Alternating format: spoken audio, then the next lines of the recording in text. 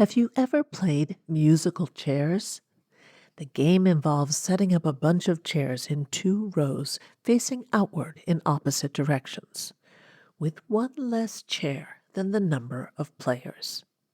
Then someone plays music and the players walk around the chairs. When the music stops, the players need to rush to sit down. The player who doesn't get a chair is out, and the game continues for another round with one less chair. Sometimes looking for a friend can feel like a game of musical chairs. It seems like you have to be fast and lucky to get a friend. But friends are not like chairs. They're not just passively waiting around for someone to sit on them. Listen to learn more.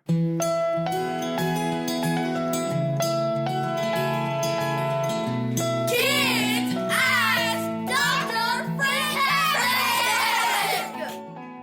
Hi there, I'm Dr. Eileen Kennedy Moore, also known as Dr. Friendtastic. I'm an author and clinical psychologist based in Princeton, New Jersey. Each week on the Kids Ask Dr. Friendtastic podcast, I answer a question from a kid about making and keeping friends.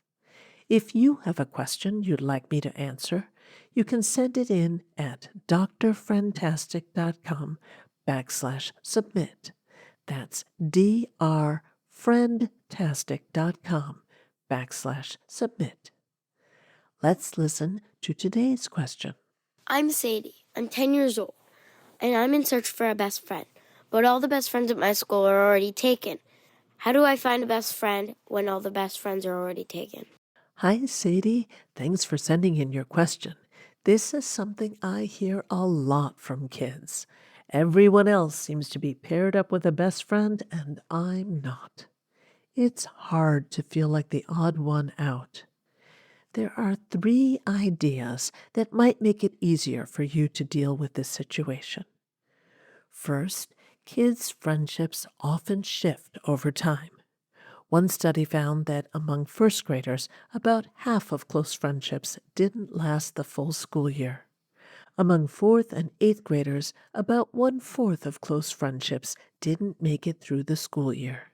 So, whatever the social situation is now in your class, it's likely to change in a few days, weeks, or months. Second, friendships aren't all or nothing. Instead of focusing on having a single best friend, try to be open to having different kinds of friendships. For instance, you might have a math class friend, a soccer friend, a neighbor friend, a cousin friend. Each of these enrich your life. Third, some friendships are more open than others to expanding to include more people. I'm sure there are some best friend pairs in your class who are glued together at the hip. They don't want to do anything with anyone else. I'm also sure that there are other friends who would be happy to include you, especially if you're kind to both friends in the original pair. Also, if there aren't good options for close friendships in your class, you may want to look for closer friendships in other situations, such as sports, clubs, or activities, or in your neighborhood. But how do you get to have a best friend? Well, Julie Boker and her colleagues did an interesting study where they looked at kids who gained a best friendship between the spring of 5th grade and the fall of 6th grade. What they found is that their classmates noticed that these kids increased their kind actions. In other words, they did more helping, sharing, and caring for others, and made more efforts to be mindful of what other people wanted or needed. The kids who gained a best friendship also chose friends who were like them in terms of how they behaved. So, how do you get a best friend? Be patient. It takes time to build closeness. Be kind, because that helps other kids feel good when they're around you, so they want to be your friend. Be open to new relationships and try to connect with kids who like to do what you like to do. Kids make friends by doing fun things together, so invite them to do something with you outside of where you normally see them. That shows you want to take the friendship to the next level.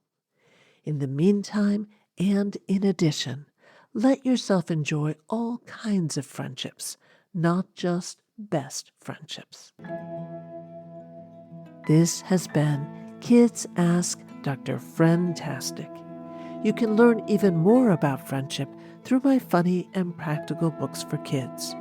Growing Friendships, a kid's guide to making and keeping friends, and Growing Feelings, a kid's guide to dealing with emotions about friends and other kids. They're available through your library or wherever you buy books. Parents, check out my online workshops for kids at workshops.eileenkennedymore.com.